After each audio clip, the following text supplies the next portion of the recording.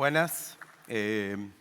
Bueno, ahora pasamos al tema, pero una cosa que voy a decir en el contexto de cómo venimos, y es, a mi gusto y humilde gusto, lo que hay que hacer es mejorar la función del Estado, no solo achicar al Estado, ¿sí?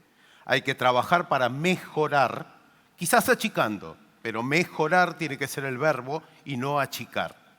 Entonces, pidámosles a nuestros políticos que se pongan los pantalones y mejoren la función del Estado y no recorten el Estado, que es muy fácil, ¿sí? Y eso es lo que estamos viendo y yo lo lamento, ¿sí? Nos perdemos una y otra oportunidad, ¿sí? Quienes estamos acá con Cristian, trabajamos en una de esas instituciones del Estado y trabajamos para ayudarlos a producir mejor, desarrollar tecnología e innovar con ustedes.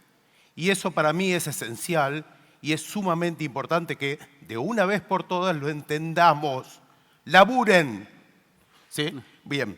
La siguiente cosa que voy a decir es que, y ahora ya un poco más tranquilo, ¿sí? Vamos a trabajar alrededor de la idea de agroadaptativo que empezamos esta mañana, ¿sí? La idea que enmarca la charla que va a dar Cristian tiene que ver con esta idea de que en el manejo de la oferta del agua tenemos que poder manejar el compromiso entre sequía y excesos, ¿sí? El compromiso entre no dejar de usar el agua, que cuando se pierde puede generar líos, ¿sí? Pero además es una oportunidad que perdimos de producir, y por otro lado, evitar que en los periodos críticos le falte agua al cultivo, ¿sí? ¿Por qué? Porque eso es lo que mantiene a flote una empresa agropecuaria, ¿sí? Entonces, ese es el compromiso y como les dije esta mañana, tenemos que tratar de empujar los sistemas de producción a que logren manejar ese conflicto. No que se queden tranquilos en alguna de las posiciones. Me sobra agua y no tengo sequía. O hago locuras transpirando un montón de agua y estoy sequía tras sequía tras sequía, ¿sí? Entonces, para eso, yo les decía hoy, las claves son, por un lado, conocer la variabilidad de las lluvias, que es muy importante. En el otro extremo, diseñar o programar la flexibilidad, pero hay un punto central que es el almacén de lluvias previas, ¿sí? El lugar donde tenemos las lluvias previas que lo tenemos que conocer y eventualmente lo podemos medir porque es algo que nos va a condicionar la oferta de agua, ¿sí? Entonces, me parece que en eso es esencial esa palabra, conocer.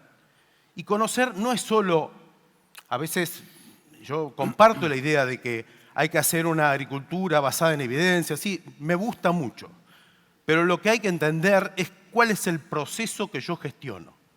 Y me parece que tenemos a una de las personas que nos va a ayudar mucho a entender los procesos que ocurren con la dinámica del agua y cómo el mediador, el buffer que tenemos en la gestión de las lluvias, que es el suelo, cómo lo tenemos que tratar, cómo podemos aprovechar las oportunidades y reconocer las amenazas que nos representan en el ambiente. Entonces, Cristian, además de la presentación que le hicieron, primero es un amigo, es un gran colega, y quienes los conozcan, digamos, saben que está adentro de una calicata más tiempo de que está ahí sentado. Así que muchísimas gracias, Cristian, por acompañarnos. Todo tuyo. Bueno. ¿Qué tal? Buenos días, gracias por la invitación, gracias a la comisión, a los organizadores, a Jorge por la presentación y a ustedes por estar. Como decía Jorge hoy, la idea siempre es tener una mirada sobre los sistemas de producciones actuales, las problemáticas o los conflictos y qué tan real es esa dinámica que depende del ENSO, de la niña, del niño, del año neutro.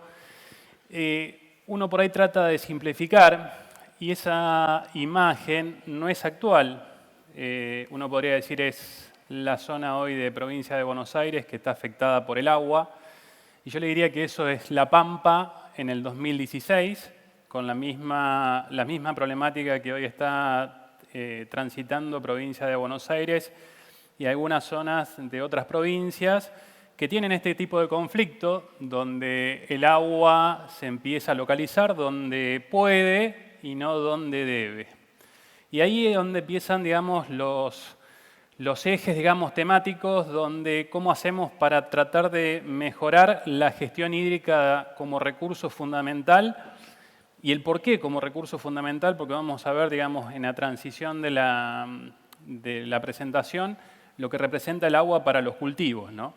Y yo quiero que hagamos una recorrida virtual por diferentes sistemas de producción, como eje central la rotación o la secuencia de cultivo, mostrándonos en diferentes ambientes cuáles pueden ser las problemáticas, cuáles son las características más relevantes de los sistemas actuales, desde aquellos más agrícolas, ganaderos, con y sin la inserción de otros cultivos que mueven el suelo, aquellos que presentan alguna dinámica distinta asociada, digamos, a los colores y formas. Hoy vamos a tratar de ponerle énfasis al tratar de entender más allá de solamente medir, decir, che, ¿qué me está condicionando y cómo lo puedo registrar dentro de mi sistema de producción? Yo quiero que hagamos un paneo por todos esos escenarios que se presentan en ADIAPO para que veamos las realidades que no son solamente en superficie donde se empiezan a marcar a través de las características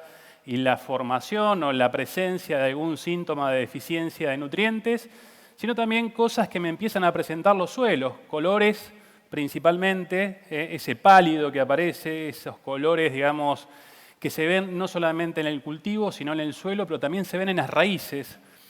Yo tuve un panel hoy, hace un rato, donde se habló mucho del tema de la calidad física como eje central para cosechar parte de este recurso que tanto dinamismo tiene, campaña tras campaña, pero que el eje central está en el conocer, en identificar qué características me están condicionando físicamente para que ese silo, bolsa, que aparece y que se llama suelo y que tiene diferentes características que vamos a ver en el transitar, empiece, digamos, a funcionar como ese radiador dentro de los sistemas de producción.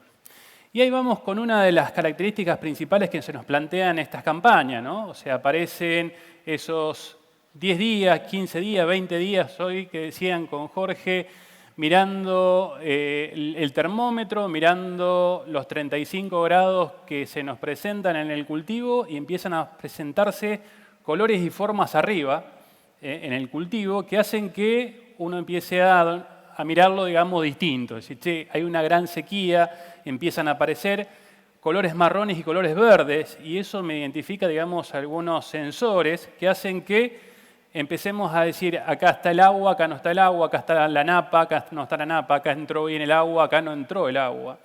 Pero pasa en el cultivo de soja, pasa en el teste, digamos, que hacemos en general en nuestro sistema de producción y les presento las dos principales herramientas que estamos teniendo dentro del sistema de producción que se llaman pala y se llama cuchillo.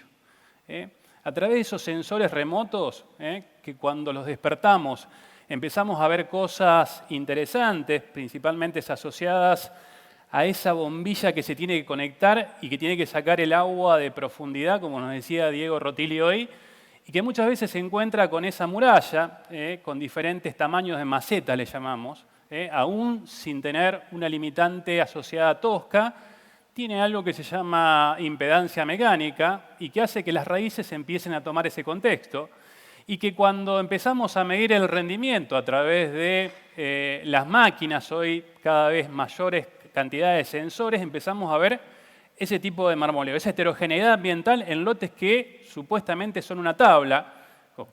Como decía hoy Diego, los L1, los L2, L3, independientemente de la L y del 1, empiezan a aparecer cosas que hacen que la agronomía empiece a tener sentido.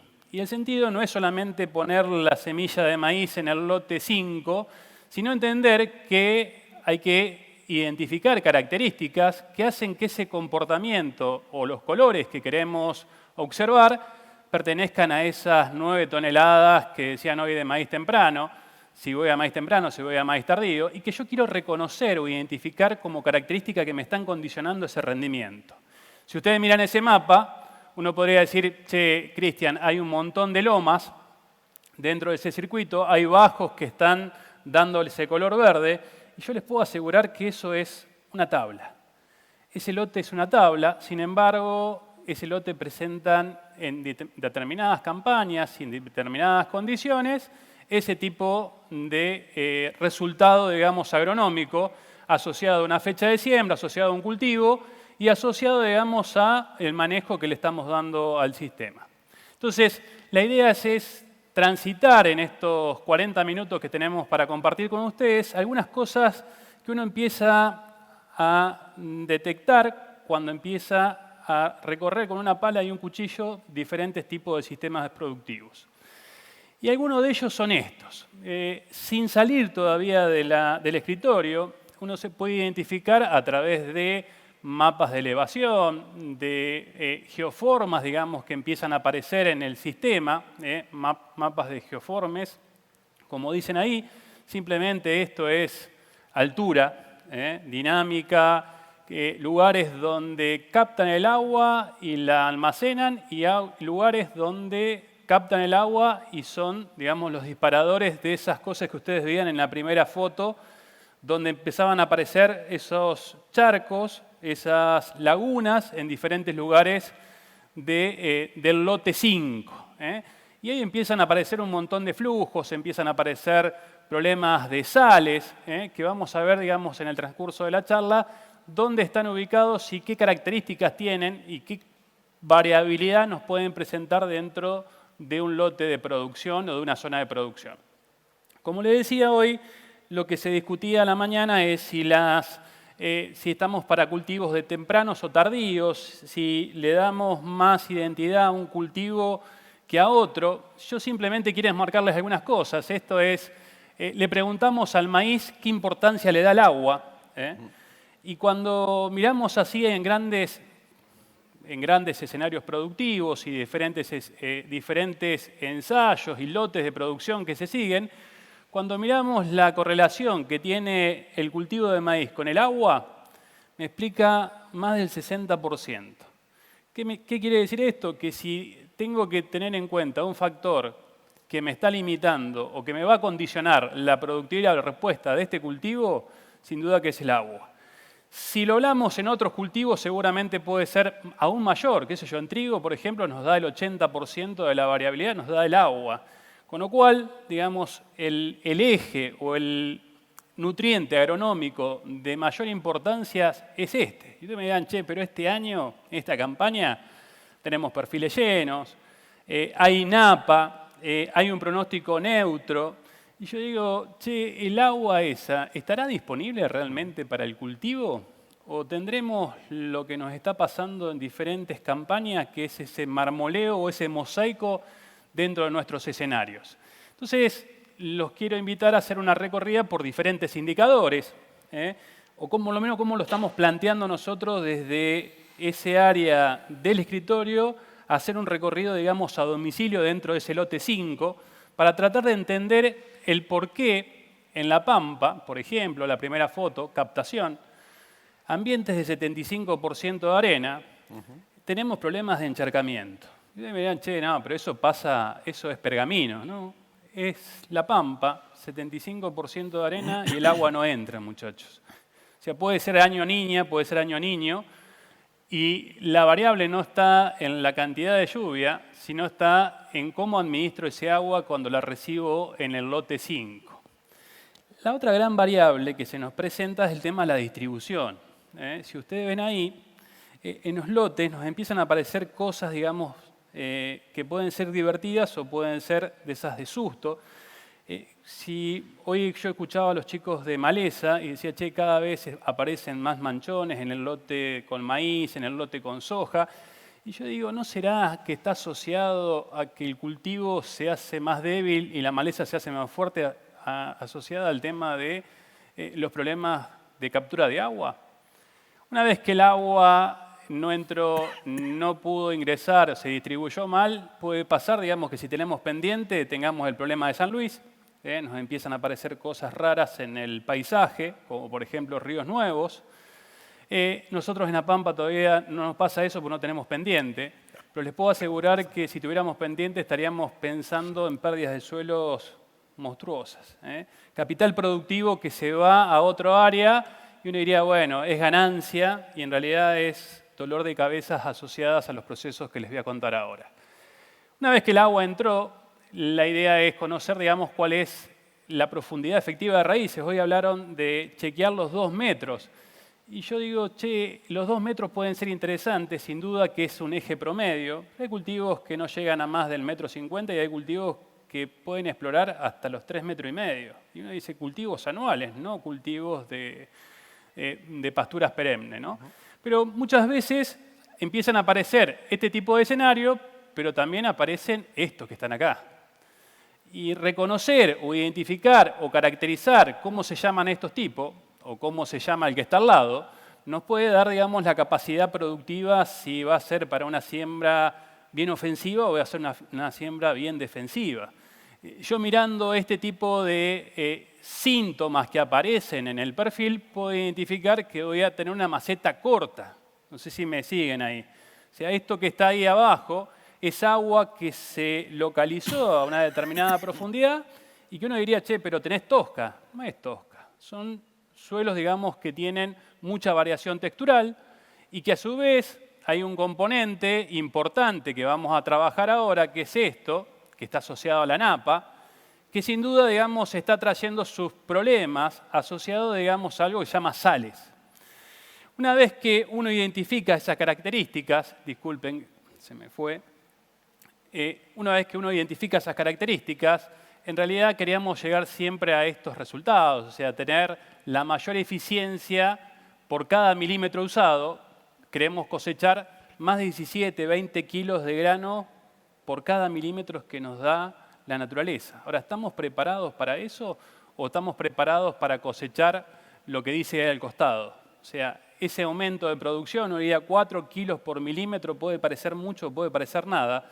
Sin embargo, les puedo decir que son un montón de kilos que estamos dejando de cosechar o de meter dentro de la bolsa o mandar a través de un camión por solamente manejar algo que se llama cobertura superficial para mejorar algo que se llama captación y distribución de los lotes. Porque no les dije, pero durante varios años, desde el 2013 al 2019, con un grupo grande de diferentes colegas de INTA, de facultades, pudimos transitar desde la zona de Tartagalas, la zona de Patagones, evaluando algo que se llama infiltración en los suelos.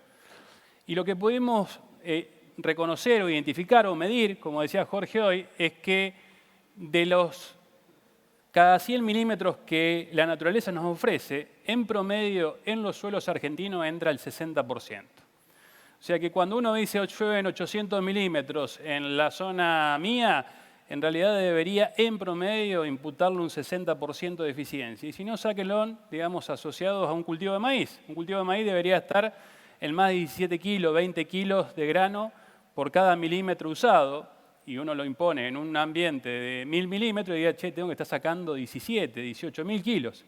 Y está sacando la mitad. Entonces, guarda, digamos, cuando se empiezan a disociar esa agrometeorología y la realidad productiva, ¿no?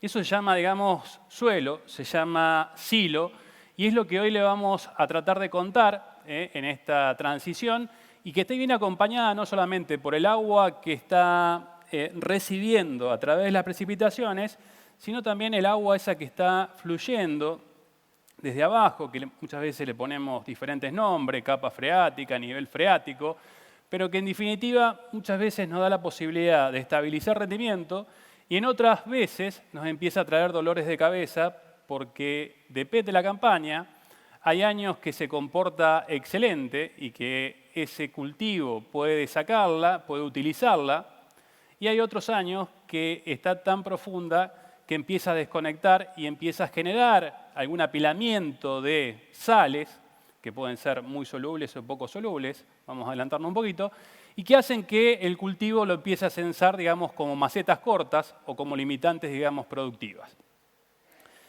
Habiendo dicho esto, y ahora sí, digamos, vamos a empezar a ponerle nombre y apellido a cada uno de esos escenarios, uno puede tener desde suelos que tengan estas características y que son los mejores suelos de nuestro país, a suelos que empiezan a tener algún tipo de limitante productiva en el perfil, principalmente asociados a discontinuidades, perfiles más ricos en arcillas o sales que pueden empezar a condicionar la productividad. Y hay una segunda fase, como les decía hoy, que es el tema de las napas, donde hay napas que nos potencian producción y hay napas que empiezan a desconectarse de la realidad productiva asociadas a arrastres de sales muy solubles, arrastres de sales poco solubles. Me acuerdo que acá en el salón hay una persona que me decía, tengo ceniza a 40 centímetros de profundidad, y esa ceniza se llamaba carbonato de calcio. Hernán, no me dejes mentir.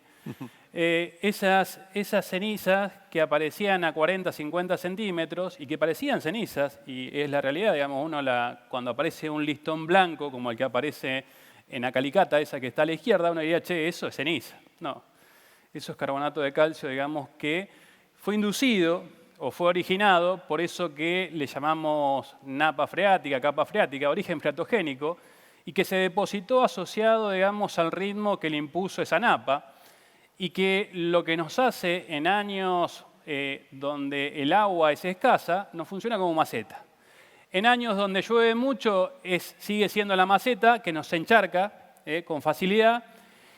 Y la última, digamos, que hemos empezado a observar es que en las diferentes campañas donde aparece el apilamiento de algunas familias que empezamos a usar, o por lo menos los pampeanos, ALS, sulfurinureas dentro como residuales, HPPO, que se acuerdan ustedes, se desintegran asociados a ese cambio por hidrólisis, y acá la hidrólisis se termina, digamos, asociadas a que los pHs de este tipo de sales empiezan a estar por encima de 7,6. Con lo cual hay mucho apilamiento, mucha fitotoxicidad asociada a este tipo de napa. Simplemente para reconocer algunas cosas que nos pueden empezar a generar algunos cambios en producción, o que muchas veces le echamos la culpa al vecino que aplicó algún hormonal, que aplicó algún producto que a través de la deriva llegó a mi cultivo y no estoy censando este tipo de problemáticas que son fundamentales al momento de la disponibilidad de nutrientes, al momento de la dilución de algunos metabolitos asociados a herbicidas, y por qué no, digamos, al eje fundamental que es el tema del agua, ¿no? Y ahí les traigo una tabla que se generó, digamos, o se gestó asociada, digamos, a los cambios texturales, a las diferencias en profundidad, que pueden ser asociadas a tosca o pueden ser asociadas, digamos, a algún problema de sal. Todo lo que es rojo, obviamente, tiene poca disponibilidad de agua. Todo lo que es verde, estamos transitando, digamos, en los mejores escenarios productivos. Es cierto, digamos, que muchas veces este escenario productivo cambia en función de la disponibilidad de lluvias o del régimen de lluvias, pero muchas veces lo estamos condicionando nosotros por manejo por macetas cortas o manejo, digamos, asociados a algo que no tuvimos en cuenta durante muchos años, que se llamaba napa, y que muchas veces nos origina esto que están viendo acá ustedes, que es una discontinuidad asociada, digamos, a suelos que tienen una denominación, se llaman tactos, suelos que han sido decapitados y que se ha vuelto a depositar suelos sobre ese B textural y que me están condicionando, digamos, la productividad de los cultivos.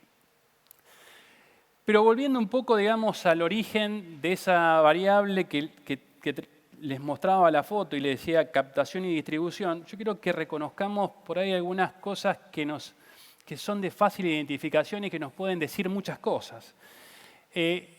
Los indicadores visuales, como por ejemplo la estructura de un suelo, es una variable que a nosotros nos permite identificar si hay buena cosecha de agua o va a haber una cosecha de agua deficitaria.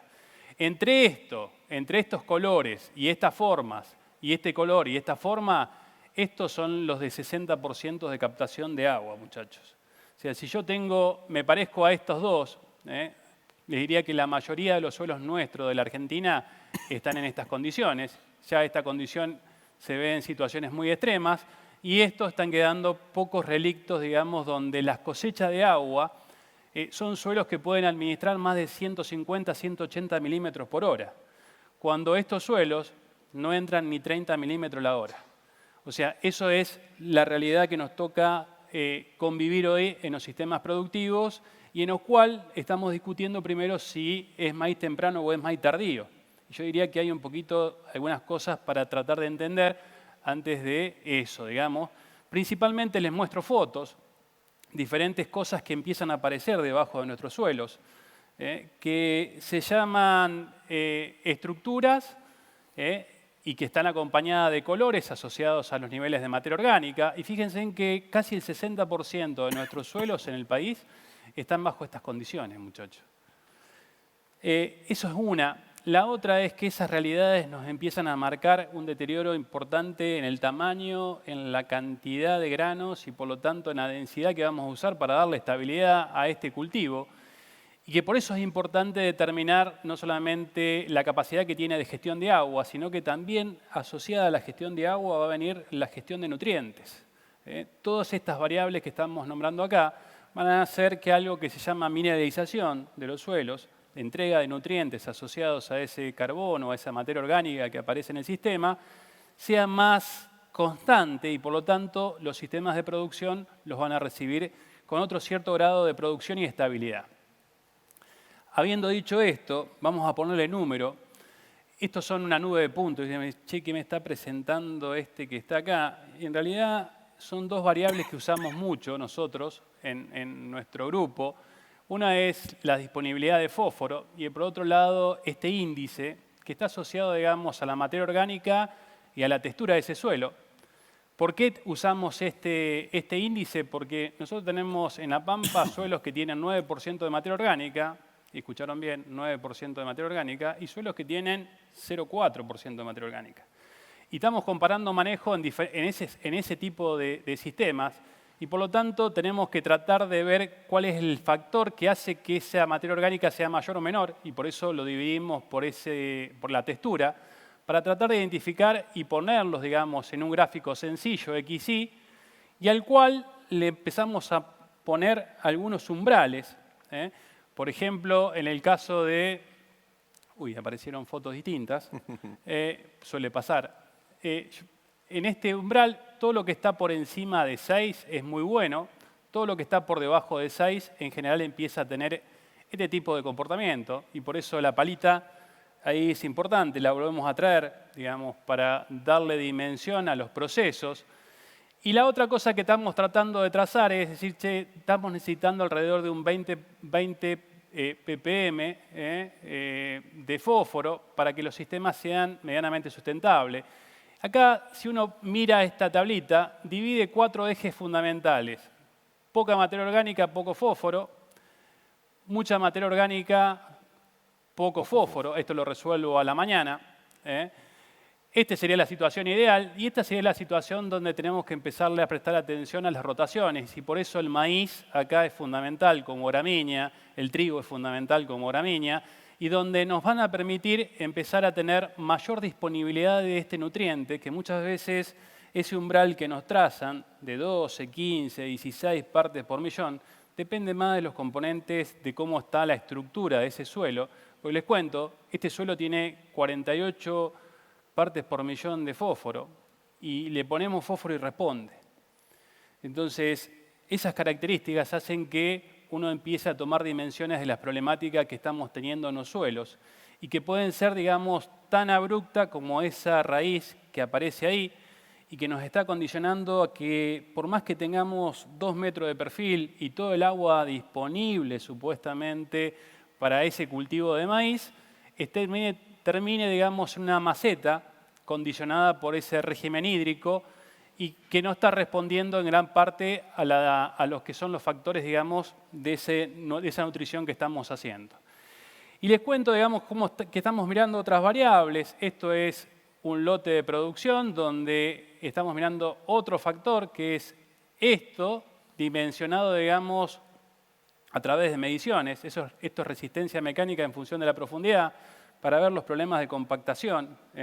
Y por eso muchas veces el marmoleo de los diferentes cultivos en los diferentes lotes de producción, y que es simplemente un penetrómetro que nos permite observar en profundidad cuál es el grado de estratificación que tiene ese suelo o cuál es el grado de compactación que tiene ese suelo, que me puede limitar la expresión de esto que se llaman raíces y que me puede condicionar, digamos, la productividad de los cultivos. El otro gran eje que me gustaría tocar con ustedes es este, que es un tema que se viene, algunos productores, algunos colegas lo vienen trabajando desde hace muchos años. Acá les presento un caso, digamos, que viene del 2008, siguiendo, digamos, esa dinámica hídrica asociada a las napas, y que tienen diferentes posiciones. Fíjense en ambientes que pueden ser esos ambientes de bajos y esos ambientes de loma, que nombraba Diego Rotilio hoy a la mañana, y que hay momentos o escenarios asociados a lluvia que hace que esos ambientes sean todos únicos, terminen bajo agua, con mayor o menor, digamos, dinámica, pero fíjense ustedes que hasta en estas campañas, 2014-2015, venía todo, digamos, perfecto, digamos, nos acoplábamos a la napa, sacábamos rendimiento de cultivos extraordinarios, tuvimos lluvias extraordinarias y esos ambientes, que eran 6 distintos, se transformaron en uno solo. ¿Qué les quiero decir con esto, muchachos? Es que muchas veces estamos ajustando cosas en función de solamente fechas de siembra y no estamos trabajando, digamos, en planteos importantes dentro del sistema de producción que son rotaciones. Y esas rotaciones nos permiten, digamos, o las evaluaciones en el tiempo de diferentes rotaciones nos han permitido a tener ajustes en los niveles freáticos, principalmente entendiendo, los puntitos son los niveles observados y la línea es lo simulado, con lo cual este tipo de herramientas nos está permitiendo adelantarnos entre 3, 5, 6 meses dónde va a estar la napa en ese tipo de escenario o en el lote 5 del establecimiento X. Esto nos ha dado un poco más de seguridad y más de predecibilidad, digamos, del comportamiento y rendimiento de los cultivos, asociado, digamos, que sabemos que si los aportes de napa pueden ser desde el 50% a nada en el cultivo de maíz. Fíjense ustedes, esto es contribución hídrica de la napa y estos son profundidades. Esto lo presentaba hoy Diego de algunos grupos de trabajo. En el caso nuestro estuvo trabajando Matías Sack en este escenario. Y en promedio, para que ustedes tengan un número, napas que están alrededor de 1,20 m, 1,30 m de influencia están aportando alrededor del 25% de la contribución hídrica de ese cultivo de maíz. Si ustedes me dicen es poco, es mucho, yo les diría que es un montón y es estable en el tiempo, con lo cual nos está generando un montón de decisiones importantes. La otra variable que está poco estudiada y que es un eje que me gustaría dejarlo planteado en este congreso y lo venimos trabajando con diferentes colegas, es que las napas, la mayoría tienen diferentes niveles de sales. Hay napas que tienen un comportamiento muy bajo, que son muy buenas y que siempre son buenas, fíjense en los rangos, ¿no?, de variación de esas cajitas. Y hay otras que son tramposas, que hay momentos, depende de la profundidad, son muy buenas, baja un poco esa napa significan 30, 40 centímetros y esa napa deja de ser una napa que aporta y se transforma en una napa que genera conflicto para el cultivo. Y hay napas que en promedio son muy malas y otras que en promedio son muy buenas. Eso nos permite a nosotros trabajar, digamos, como agrónomos en diferentes escenarios y no decir que si tengo napa, esa napa me puede contribuir o no me puede contribuir. Eso va a depender de esta variable que se llama conductividad eléctrica y que muchas veces termina dándole el nombre y apellido asociado a otras cosas que le podemos fundamentar, que es si la usamos como riego o no la usamos como riego, o el riesgo que puede tener esa napa asociada, digamos, al andar cerca de la superficie. Como les decía hoy, puede ser que nos deje un montón de salmueras, o puede ser, digamos, que productivamente seamos Fórmula 1. Ahora, el Fórmula 1 son las situaciones verdes. La mayoría de las napas nuestras están en esta categoría, muchachos. Guarda con la mayoría de las napas que pueden estar generando conflictos importantes. Hay zonas que uno recorre y no aparece sal en superficie y vos le decís tenés sales, y como no aparece en superficie, la sal no está presente para el productor. Sin embargo, genera un montón de distorsiones y por eso les traía esto. Hay napas que tienen un aporte de sales que son muy solubles y que se mueve al ritmo de la napa o del agua cuando ingresa, que son las sales solubles. Y hay otro tipo de sales, que son esas que les contaba hoy, que me dejan maceta, y que son las menos identificadas, las menos caracterizadas y que aparecen en momentos especiales donde hay mucha agua que se me encharca rápido el ambiente o donde el agua es, digamos, escasa y por lo tanto esto me genera una maceta, me genera depresión de rendimiento. Hay situaciones donde esas napas aparecen y me generan este tipo de escenarios. ¿Se acuerdan de esa fotito que les mostraba hoy al principio? Donde el lote X, que era una tabla, presentaba, digamos, este tipo de comportamiento como resultado, digamos, medido a través de la cosechadora. Cuando empezamos a mirar las napas, había napas que tenían estas características, que tienen nombre y apellido, sulfatadas, sin catión dominante, y hay otras napas que aparecen dentro del mismo escenario productivo que se llaman bicarbonatadas cloradas. Es un tipo, como tienen un nombre ustedes, que se llaman XX. Bueno, acá las napas también tienen nombre y apellido, y este tipo de napas, que se las puse en rojo ahí, generan muchas veces este tipo de distorsión. Y vos decís, che, el freatímetro me acusaba que tenía la napa a 1,50 m, fui con un cultivo temprano a buscar potencial de rendimiento y me mostró este síntoma. ¿Cuál es la otra variable que aparece asociada a esto? Es esto que le quiero dejar planteado. No todas las napas tienen el mismo frente de ascenso. Y históricamente lo asociamos solamente a textura. En ambientes más arenosos, las napas tienen un frente de ascenso menor. En ambientes finos, lo que nos hemos dado cuenta es que cuando aparecen algún tipo de determinadas características de sales, como son este tipo de napas, bicarbonatadas sódicas o bicarbonatadas cloradas, el frente de ascenso es mayor. Les pongo un caso, esto es anguil. En anguil, 80% de arena, el frente de ascenso que tendría que ser por textura de 50 centímetros es 1,30 m.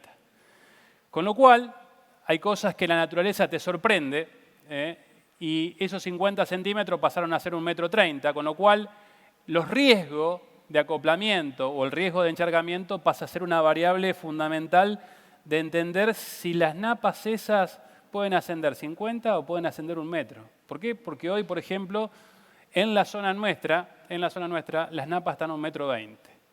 1,20 m significa que todavía nos falta recibir el agua de los meses más lluviosos, octubre y noviembre. Con lo cual, muchas zonas nuestras pueden quedar deshabilitadas o con escasa transitabilidad asociada, digamos, a los frentes de ascenso que tienen los diferentes escenarios productivos nuestros. Simplemente algo que nos empieza a pasar y que nos empieza a gobernar, que no es solamente la mirada de acá, de la superficie hacia arriba, sino de la superficie hacia abajo, es donde tenemos que empezarle a prestar atención a algunas variables que nos pueden definir escenarios tan importantes como sembrar temprano o sembrar tardío. Algunas cosas que venimos censando y que aparecen distorsionadas es, por ejemplo, el uso de algunos sensores remotos para identificar. Muchas veces el Conapala llegamos tarde, pero hay sensores remotos, por ejemplo, Rastraveris, Soilopti, Soimapper, empiezan a dibujarnos estos tipos de ambientes, dándonos categorías que después, a través del rechequeo de esos puntos, de esos colores, podemos identificar diferentes variables que nos empiezan a condicionar. Y acá les pongo que todo lo que está naranja o rojo tiene alta conductividad principalmente, lo cual hace que esos escenarios seguramente, por más que el lote este sea una tabla, van a empezar a aparecer cosas raras desde el punto de vista de producción. Para tratar de evitar este tipo de pérdida de producción es que estamos trabajando con diferentes escenarios, donde estamos trabajando con materiales, con híbridos, con fechas de siembra, con densidad, y eso es un poco tratando de reducir la heterogeneidad espacial, o esa heterogeneidad poco visibles desde superficie, porque si tengo una loma lo veo, pero cuando los suelos son planos, cuando esos lotes son planos, empiezan a aparecer cosas que me empiezan a condicionar la producción y que muchas veces las puedo chequear, las puedo medir, las puedo cuantificar y puedo saber, digamos, cómo ordenar con criterio agronómico algunas características o algunos materiales asociados a diferentes características que tienen los mismos, ¿no? Sea aquellos que tienen espiga flex, aquellos que tienen prolificidad o aquellos que macollan, ¿no? Que tienen macollo, digamos, como unidades reproductivas. Les muestro un ensayo donde se ha pasado por esos 3 ambientes, trabajando, digamos, con densidades variables, desde 30.000 a casi 90.000 plantas, esas son las reales logradas, y lo que, más allá del electrocardiograma que se genera, se probaron diferentes materiales, diferentes genéticas, diferentes comportamientos. Lo importante de esto es ver, digamos, que en la medida que ese ambiente es restrictivo, la importancia que tiene, digamos, la densidad respecto, digamos, a el ambiente. Esa es una de las características. Asociada a eso, estamos trabajando también con fechas de siembra, tratando de identificar, primero, cómo es el tipo, qué suelo tengo, en este caso típicos, céntricos y tacto, tratando de, a través de una genética determinada, ver el comportamiento de tempranos y tardíos. Acá lo que podemos observar es la diferencia, digamos, la estabilidad que me permite obtener el tardío respecto a las fechas tempranas en algunos ambientes, muy limitantes, digamos, en el perfil, asociado en este caso a una discontinuidad litológica por ese suelo. En esos mismos suelos hemos evaluado genéticas diferentes, de materiales que tienden a macollar a materiales que tienden a generar una espiga distinta. Y también el comportamiento, fíjense ustedes, tanto en tempranas como en tardías, puede ser, digamos, igual. O en el caso, digamos, de las tardías, cómo estamos disminuyendo, digamos, el impacto del rendimiento de esas caídas tan abruptas en algunos escenarios productivos, ¿no? Dentro del mismo lote. Esto está dentro del mismo lote. Esa es la realidad, digamos, con la que nos toca convivir y producir. Y por eso es la importancia que tiene de identificar ese escenario productivo, la calidad de mi ambiente, si es típico, éntico, tacto, para tratar de producir la mayor cantidad de kilos de grano, porque no solamente es de la campaña, sino el efecto de campaña tras campaña que hace sobre esos ambientes productivos, que en general tienden a degradarse, tienden a disminuir, digamos, o a retrasar el tamaño de maceta. ¿Por qué? Porque no le están llegando raíces. O sea, esto productivamente me está mejorando, digamos, algo que se llama sustentabilidad de algunas situaciones que son muy restrictivas, como en el caso de estos ambientes para maíz. ¿No hago maíz? Sí, puedo hacer maíz, pero si hago maíz tendría que hacerlo en fechas más demoradas. El otro eje, digamos, también está muy asociado, digamos, a la genética, materiales que tienen comportamiento, digamos, de generar espigas más grandes, mayor cantidad de grano, materiales que son más prolíficos o macolladores. La idea es que simplemente presentarles a ustedes en diferentes escenarios productivos cuál es el comportamiento o la contribución que hace la genética en diferentes densidades a la productividad del cultivo, a la productividad final o al resultado final. Esa es una. La otra, digamos, es qué pasa, digamos, con el aporte que puede hacer la nutrición también en ese tipo de escenarios, ¿no? O en los dos escenarios, tanto en un éntico como en un tacto. Y lo que me permite, digamos, esa nutrición es mejorar la estabilidad frente a esa escasez o a ese tamaño de maceta que puedo tener o que pude generar en los últimos años. ¿Qué estabilidad de producción me da, digamos, la nutrición y la genética o los diferentes comportamientos de los diferentes materiales usados, que ustedes los reconocen mucho mejor que yo? Hay algunos que compensan mucho, digamos, en espiga secundaria y hay otros que tienen muy buena capacidad de macollaje, digamos, como segunda expresión, digamos, en el rendimiento. Frente a estas cosas, les quiero mostrar un ensayo que venimos siguiendo con la Asociación Fertilizar, más de 9 campañas, y hoy nombraban y decían el efecto que tiene la contribución de entender que la nutrición no solamente se expresa en la campaña, sino que se expresa en el tiempo. Y yo quiero dejarle este mensaje porque en estas 9 campañas hemos pasado por campañas muy buenas, como las que arrancamos con maíz allá por la campaña 16, campañas muy malas como la 17-18, donde las sojas en los testigos nos rendían 1000 kilos y las sojas en los fertilizados nos rendían 1800. Yo decía, no fertilizo en campañas donde no tengo agua. Estos ensayos nos están demostrando lo contrario, que la fertilización tiene una contribución majestuosa en escenarios donde las lluvias son escasas. Me lo demostró en soja, me lo demostró en trigo, el trigo de la campaña 20-21.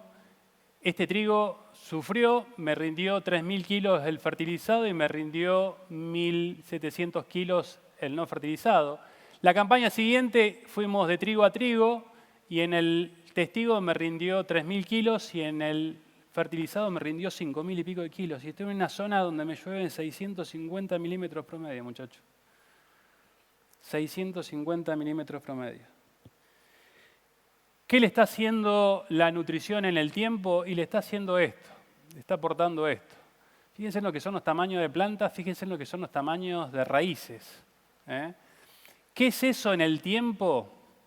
Es algo que se llama porosidad. ¿Cómo la estamos midiendo a esas brechas de producción y más allá del 40% de mejora de rendimiento asociada a la nutrición? Es que en estos 9 años que venimos manejando nutrición, no solamente mejoramos productividad del cultivo, sino que estamos construyendo algo que se llama captura de agua. Fíjense en los testigos, 35 milímetros hora en el mismo ambiente, solamente sin cambiar la rotación, simplemente empezando a introducir algo que se llama fósforo. Por eso nosotros decimos fósforo-agua o agua-fósforo. Los productores de la zona lo están capturando, digamos, en ese sentido. O sea, son zonas que llueven muy pocos milímetros, 650, y están construyendo, en este caso, en este productor, en los últimos 15 años viene sacando rendimientos promedios de 8.700 kilos de maíz. Y eso a mí me deja tranquilo, porque no solamente lo estoy observando en el rendimiento del cultivo, en los indicadores que evalúo, sino también lo estoy observando en el suelo. Yo quiero que vean ustedes los testigos. Los testigos no le pongo fósforo, pero le pongo todos los otros nutrientes. Le pongo nitrógeno al cultivo, le pongo azufre, le pongo boro, le pongo zinc. A este también le pongo todo eso, pero a su vez le pongo fósforo. Y yo quiero que vean ustedes esta estructura laminar, esta discontinuidad asociada a esas macetitas que se nos forman, y al lado la misma secuencia de cultivo, solamente por intervenir con algo que se llama fósforo, y por eso le decimos fósforo-agua, estamos capturando más agua, pero también estamos construyendo suelo. Esto se llama sustentabilidad, además de rendimiento, calidad, sustentabilidad. Por eso quería resumir, y Jorge me estaba dando el pie, me dice, tenés 2 minutos para resumirlo, y quiero contarles esas cositas, que las que venimos charlando. La variabilidad, y lo que más nos explica es el agua, y si yo les pregunto a muchos de ustedes, seguramente los zapateros de González Moreno, mi pueblo, un pueblito de provincia de Buenos Aires, cada vez trabajan más con los agrónomos, me dice. Los agrónomos cada vez me traen más zapatos, dice, porque hacen la agronomía del taco. Un taquito para saber si hay humedad o no hay humedad. Yo creo que tenemos que empezar a cambiar ese taquito por algo que se llama barreno, para tratar de entender cuánta agua tenemos en los suelos, dónde la tenemos disponible, qué cantidad tenemos disponible, qué otro tipo de impedancia tenemos. Esa variabilidad asociada puede depender, como era el título del panel, del tipo de suelo, pero muchas veces más que el tipo de suelo es la secuencia de cultivo y la secuencia de cultivo ordenada con algo que se llama nutrición. Y por eso la relevancia que hacemos sobre algunas variables principalmente asociadas al fósforo, fósforo-agua, vuelvo a decir.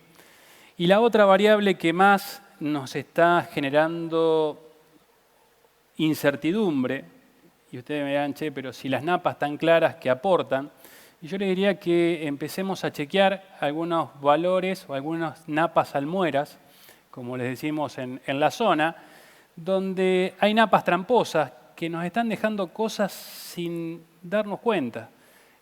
Napas que cuando uno evalúa la conductividad eléctrica son muy bajas, pero que cuando analiza el tipo de sales que la componen, y por eso ahí les pongo algunos aniones que lo componen, los cloruros, los sulfatos, los nitratos, todas esas cosas nos pueden dejar algunas cosas negativas que de última terminan expresándose en algo que se llama producción, reduciéndomela o expresándomela, y que hay variables que hoy se están analizando, no solamente profundidad, conductividad eléctrica, sino relaciones de algunos aniones con otros aniones para definir la calidad intrínseca de esa napa, no solamente para el secano, sino también para el riego. En el riego también hay un montón de cosas que se podrían asociar con este tipo de variables. Simplemente la fecha de siembra, la nutrición y la densidad depende de la heterogeneidad que tengamos en el lote y cómo la estamos nosotros ayudando a construirla. Así que les dejo ahí alguna bibliografía que está trabajado el grupo y que están explicadas cada una de estas cositas que les estuve comentando en 30 minutos. Un poquito más, pero... Gracias. Perfecto. Listo, nos quedamos sin tiempo.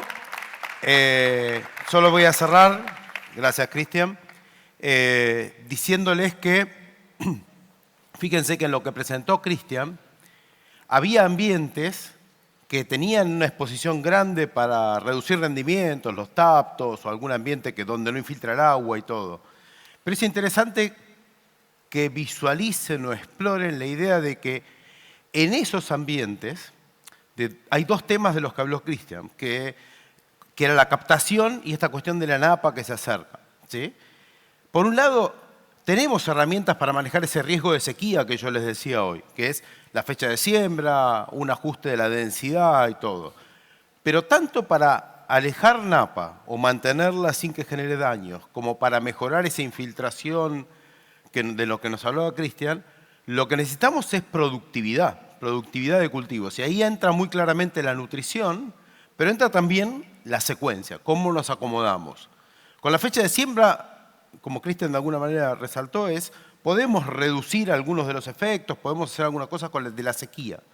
Pero si solo nos manejamos con eso y no trabajamos en la construcción de la materia orgánica o en la transpiración del agua que puede hacer llegar una napa a superficie y generar esos daños, vamos a tener un círculo vicioso del que no vamos a salir. Y solo quería resaltar eso de esa complejidad que nos mostró Cristian de cómo es este almacén. Les agradezco mucho a todos, a los organizadores por la oportunidad de modelar los dos paneles y bueno, nos estamos viendo. Gracias, Cristian. Gracias.